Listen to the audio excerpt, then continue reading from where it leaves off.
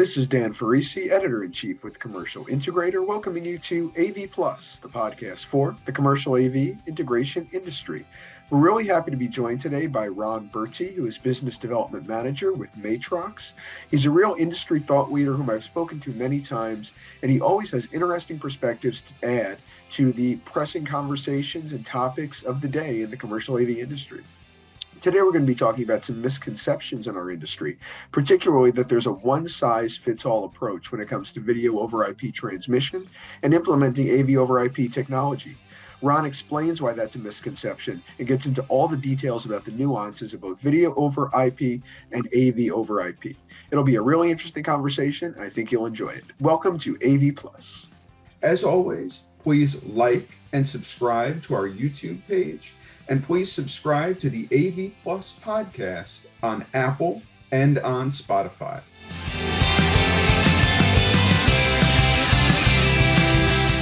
This podcast is sponsored by ViewSonic. You might think of ViewSonic as a monitor company, but they have a really remarkable lineup of commercial displays, from wayfinding and conference room solutions to direct view LEDs up to 216 inches. And their interactive flat panel business is doing incredibly well in K through 12 school districts. So if you haven't checked in on ViewSonic lately, take a look at them as a potential vendor for your company. So the topic today is the misconception that we sometimes see in the AV industry, the idea that it's kind of a one-size-fits-all approach when it comes to video over IP transmission and implementing AV over IP. But as I think you agree, and as I agree, that really is not a correct way of perceiving things. So why don't we start, Ron, with the idea of that misconception? What are some of the common misnomers that surround video over IP transmission today? Yeah, I think, as I say, it's, or as you said, it's kind of like a one size fits all. And I'm not sure if that's because, there's certainly different types of AV over IP transmission, right? There's up to the internet, there's over VPN, there's inside the local network as well, the LAN. So even when clearly, if you're going to push stuff up to the cloud or over the internet, you're going to have a smaller pipe. So, high compression data sort of makes sense in those environments. But in a LAN even, why use all high compression kind of transmission, or why use all uncompressed? Depending on the application you're applying to your AV over IP, maybe it sort of makes sense to consider using multiple ways to do that, or multiple AV over IP methods of transmission. So I think that sometimes people just settle, okay, well, let's, we've implemented a system, let's do it this way, and we'll have to settle with the limitations for the, the peripherals, or, if those peripherals can be 33%. Yeah, you're doing well on the middle 33%, but what about over here and what about over there? How do I manage that? And why don't I, perfect the solution to fit all of that? Absolutely. So I want to get into what you had talked about, kind of different approaches to AV over IP, different ways systems integrators can climb this mountain, tackle this challenge. And there are three that I immediately think of, and basically they're intraframe encoding, interframe encoding, and uncompressed. I think most of AV Plus's audience are at least familiar in some sense with these approaches, but can you kind of give us a ground level overview before we get into their different applications and why one might be better in some circumstances than the other, of what these are? Again, intraframe encoding, interframe encoding, and uncompressed. Sure, absolutely. We won't go into the super detail of this because when you start getting into codecs and things, it can get pretty complicated pretty quickly. But as an overall kind of summary of them, the intra-frame codec is clearly compression. So we're compressing, but the compression takes place in the frame itself. So every frame is getting compressed. And because of that, typically you're still sending, big portions of the frame. So therefore it's a little bit higher compression than an interframe codec. And therefore you end up with, if I had to, let's put it in a practical sense, when you're running full HD, you're probably up around 200 megabits a second, and you're running 4K, you're probably about 800 megabits a second. So it's compressed significantly from uncompressed for sure, but it's not as much as a high compression codec that are, interframe based codecs. And interframe means that you're sort of looking at what they basically refer to as an iframe or the reference frame, and you're compressing frames in between until you get to the next iframe. So there's a significantly higher amount of compression that's applied to that interframe, way of doing compression, and therefore your bit rate goes down significantly. Now, at the same time, because your bit rate's down, typically you'll lose some content as well. So you, depending on what type of content, and we'll get it, probably I can talk about a little bit about that later, but the idea is there when you're doing, say, I don't know, in my opinion, full HD, if you're doing motion video, you're probably at about 15, 20 megabits a second. And if you're doing 4K, you might not get much past like 25, 30, maybe 40 megabits a second maximum to drive that. So it's a significantly different amount of bandwidth that you're consuming. And so that has repercussions for the network and where you can go with that data and so on. And then finally, you have the uncompressed data, which is, it's perfect reproduction. It is the same quality that you would get on a baseband signal with HDMI or DisplayPort or whatever it might be. You get zero loss, but then you're sending it at the full bandwidth. So, for full HD, there you're at 3 gigabits a second, and for just the video on 4K, you're probably at about 12, and if you have video ancillary and everything else, you're probably up around 14, 15 gigabits per second. So it's a lot of bandwidth. Right. So now that we kind of have a primer on what these different approaches are, and what some of their strengths might be, what some of their weaknesses or what some of their limitations might be contextually, let's actually dive into some of those contexts. Network requirements, network limitations that might dictate or might at least guide which AV over IP transmission is needed for a particular use case. So I'm thinking about the type of content, the level of quality that's needed, the level of latency that you're going to have, the network topology that's in place or that would be required. Do you want to delve a little bit more deeply into some of those network requirements, network limitations that might guide the hand of an integrator or a design engineer specifying what goes where? Yeah, absolutely. I mean, I don't even look at them. I don't see them as limitations necessarily. I sort of see them as, when you're looking at a bid or an RFQ and you're trying to figure out, okay, how am I going to solve the problems or the solution that the application that this customer is actually trying to apply, and you're trying to build out that solution. I kind of think there's basically those 4 elements that you've just described. So, one of them is the type of content. So what is this customer, what type of content are we trying to do? And I really break it down basically into 2 types of content. One is motion video. Clearly, you're sending motion video just like a movie or a camera capture, that type of thing, over your network connection. And otherwise, it's really starts being desktop content. And when I say desktop content, I mean, clearly you could have video on your desktop content as well, right? But, I'm talking about office content, like, okay, it's a spreadsheet, it's a Word document, it's whatever that is. And that's a very different type of content. It's very high frequency. I mean, sure, if you're sending, if you're reading at 36 or 48 font, well, then you're not going to have much loss and much problem looking at that when you send it across, even if it is highly compressed. But generally, that's not the case, right? You're at 10 font. And when you do that with a high compression codec or a interframe codec, you can get some loss, especially at 420, which is typically the color space or the sampling that you do when you're running a high compression codec. So there you have to get, if you really want high fidelity data, you're either going to do 444, which drives up your bit rates, that drives up your processing power and so on that interframe codec. So you've got to look at what you're trying to do and and the next step is, okay, what's the quality that you want to achieve? Like some people are perfectly fine, right, with some loss in their content.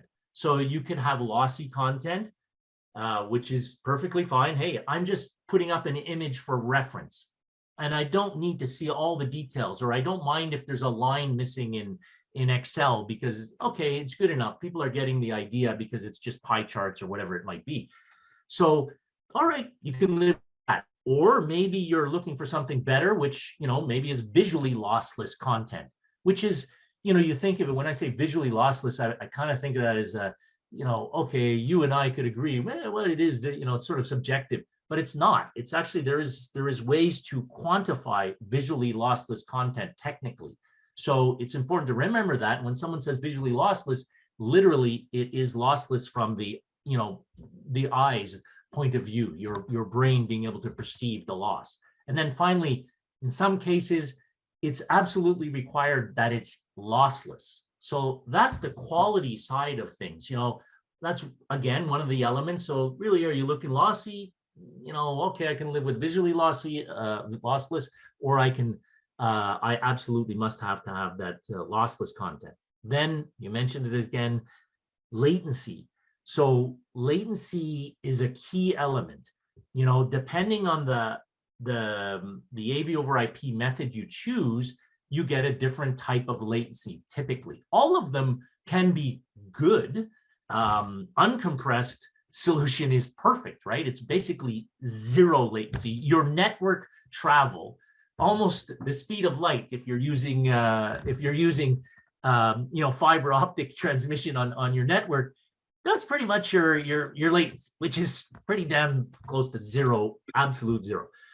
In terms of the latency part of things, if you're going to use a intraframe codec, you're going to get less latency because you're not trying to manage multiple frames for your compression. It's all the compression is done in one frame. So your latency there can get much more close to real time. So inside a frame even. So you can get, well, maybe not inside a frame, but frames. So 16 milliseconds, maybe 30 milliseconds, something like that. It's very possible to get that, which is pretty much impossible for the eye to perceive as well. So then you go to the interframe codec, and there you'll have a little bit more latency because, again, you're trying to compress interframe. So between those two reference frames, you're trying to compress in there. It takes a little more processing. It takes a little more time to get that.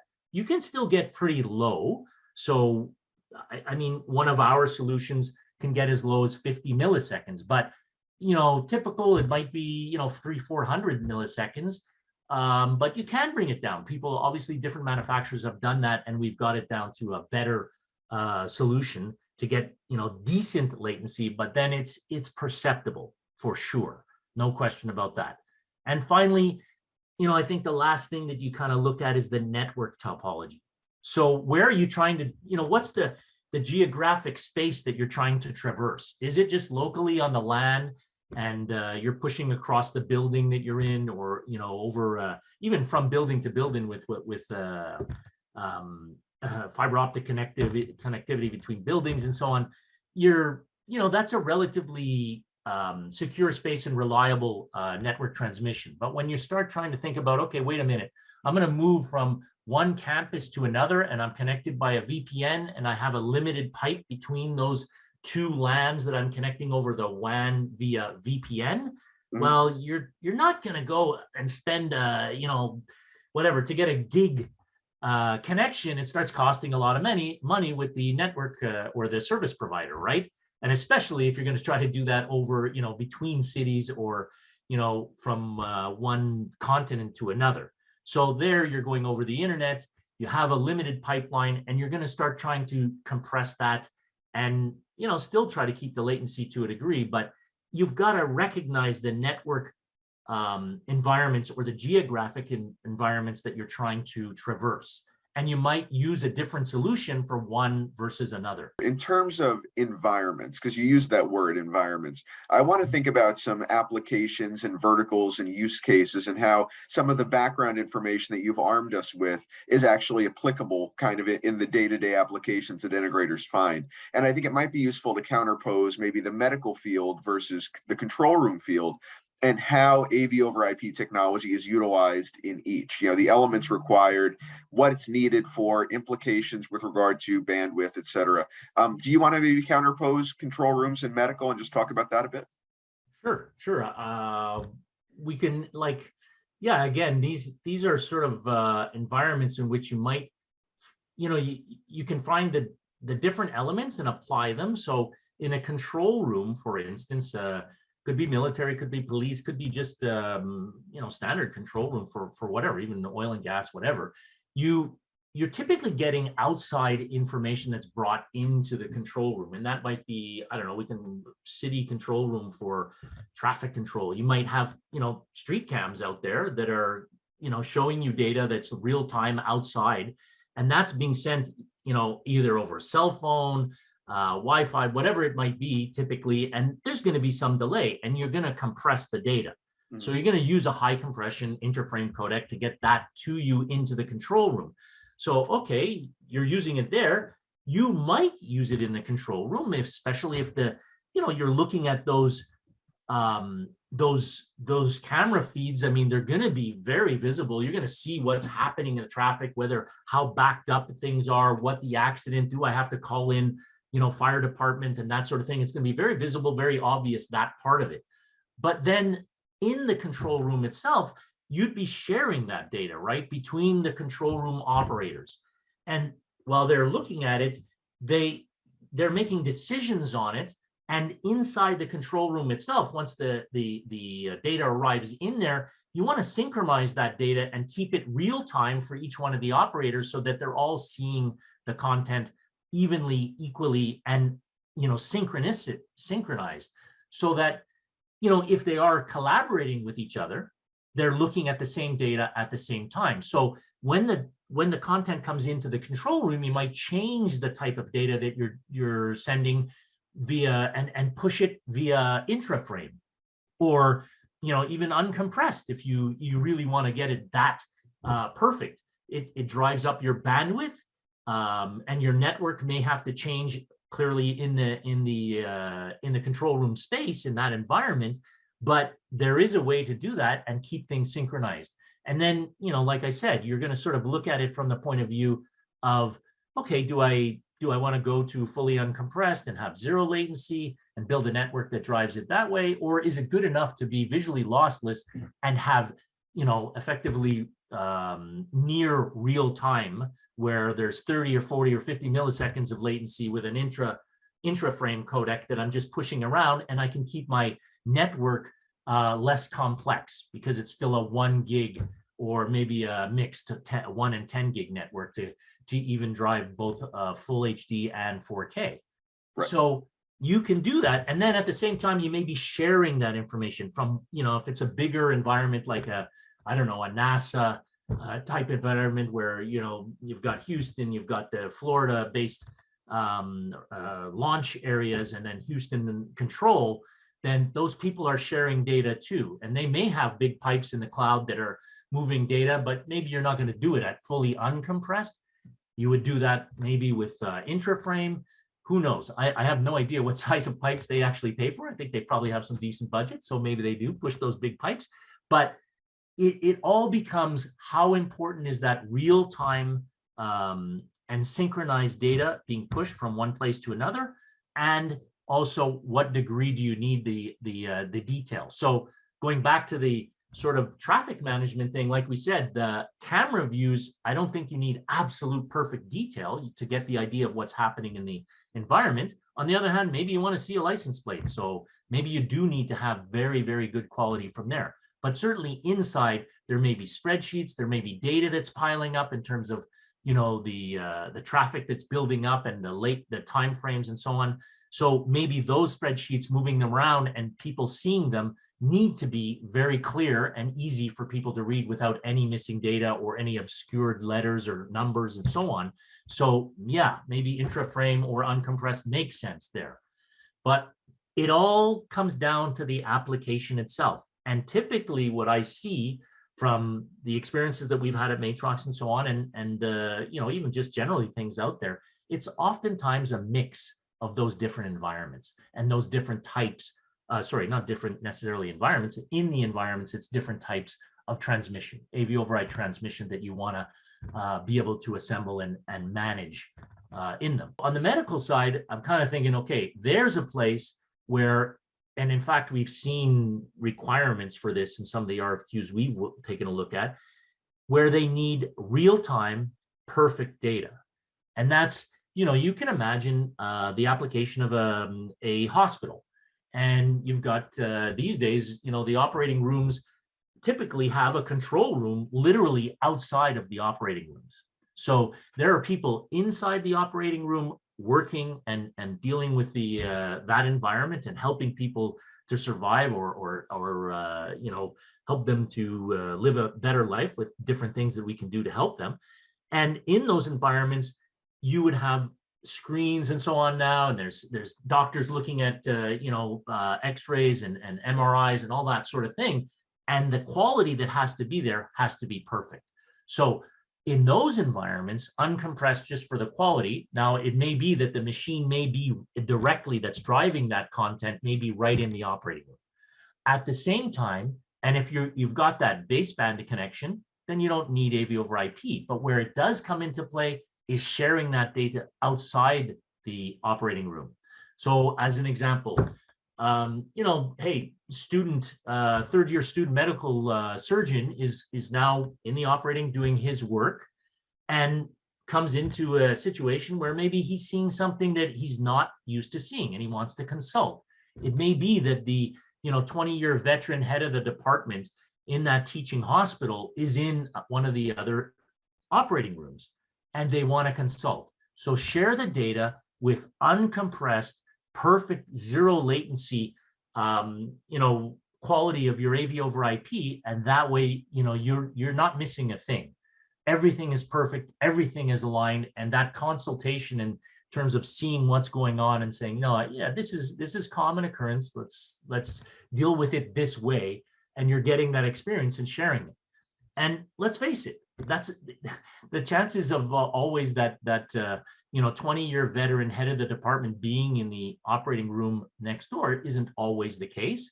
So you might want to share it up into the network of the hospital as a whole. And there, clearly, you're not going to send uncompressed, and you will have to live with some level of latency, but you can still get some level of consultancy that you may push it up to that doctor's office, or they page him to a certain part of the hospital where they have a room that may be on a 10 gig network, and they can still send some very high quality content, even if it's 4K, and push it up there. Or it might be even on the 1 gig network, and at least they're seeing something and they can talk about it and have a discussion, and there's some consultation that can occur. Or maybe you're just teaching to students and they want to see what's happening live, and they're watching and learning, and maybe you only need a 1 gig, and it can be a highly compressed signal, and it doesn't matter if there's some delay, whether it's 500 milliseconds or whatever it is, in seeing that. Or maybe it does, and you want to use an interframe codec, and I'll build a specific pipeline up there because there's talkback going in and out of that teaching room to the actual operating room so that students can ask questions. So there's all of those different ideas. And again, it's the same sort of thing as the control room, right? That in that environment, there's very likely times where it makes sense to have different types of AV over IP that we spoke of, and mixing those and trying to achieve the best result for each set of circumstances using the right type of AV over IP. Well, thank you for diving deeply into control rooms in medical. I think the nuances that you got into really illuminates for us that these different environments that you talk about have so many varying and diverse considerations for integrators to take into account. And these differing approaches to video over IP, AV over IP must be kind of weighed against, as you were talking about, the endemic factors to those environments: network needs, end user needs, the needs for latency or perfect non-compression, perfect fidelity, so many different things to bear in mind.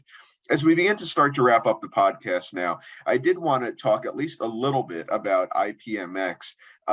In our networking deep dive, which Commercial Integrator published in November, that was one of the approaches to network-based systems, AV over IP, that people were less familiar with. And I think that that familiarity curve is starting to increase. People are starting to become more familiar with it.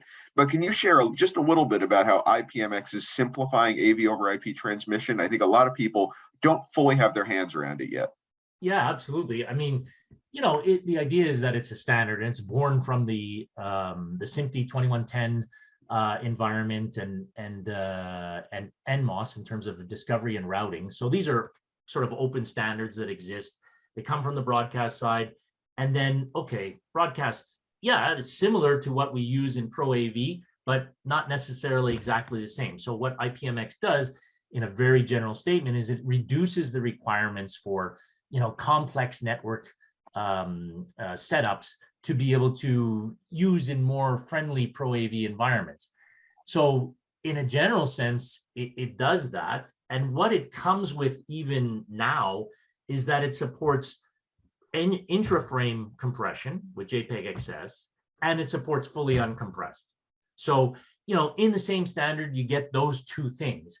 And I think as time goes by, it has the promise of bringing in even interframe codec support. So we'll see how that happens. But the idea where it really starts to make sense, and it already is partially there, like I said, now under one environment, one control environment, you're able to control both uncompressed and intraframe. So now, for the control systems that the integrators and resellers and solution providers have to build, it starts becoming much easier, and less compromise is necessary, because you've got a single system to potentially control multiple types of AV over IP. And it's built in, because if we are using those standards that are provided and that exist today, whether it's NMOS 2110 or IPMX as a whole, it really makes it much easier. And it makes it easier to compromise less and actually build the different types of AV over IP solutions for a single application that best fits each part of the needs of that application, just like we discussed in those two examples. So I see that as the real one of the massive benefits that we hope that IPMX will bring. And I think it will. I really do think it does that, even to a large degree today, with just supporting the two types of AV over IP methods. Well, I think the virtues of standardizing AV over IP in this way are pretty powerful. And I feel confident that even if a lot of integrators who, as I say, took our networking deep dive study, were not super familiar with IPMX yet, I think they will be in the very, very near future, because it's going to be very compelling for them to consider that kind of a standardized AV over IP approach. As we continue and close the conversation, I just wanted to ask you for some last thoughts about where you think we're headed in the future, how everything we've talked about is really relevant for AV systems integrators. I think more and more of our systems are migrating onto the network, whether they're discrete AV networks or the corporate backbone. But some people may not be fully up to speed yet. Can you just give us some closing thoughts on why all of this is relevant, why people should perk up their ears, listen, and pivot? Oh, absolutely. I mean, let's face it, we are all witnessing in the last, 5 years, that the cloud environment, more than 5, but I mean, really, it's become ubiquitous. It's everywhere. So the cloud, what it gives you is the ability to be wherever you are and see whatever you want to see. And we were talking IPMX. I believe that's the start of trying to get there, where, we talked about localized control in environments like hospitals or control rooms. But what about if you could control everything from the cloud, from wherever you are, whether that's in the room you're in the city you're in, or in the room I'm in Montreal here, or whether you're in, France or Germany, and everyone being able to control all of those different types of AV over IP from multiple locations around the world, and being able to, while the data or the content may live in one geographic space or another, being able to push it, move it, put it wherever you want. That is the future. And that's where we're headed.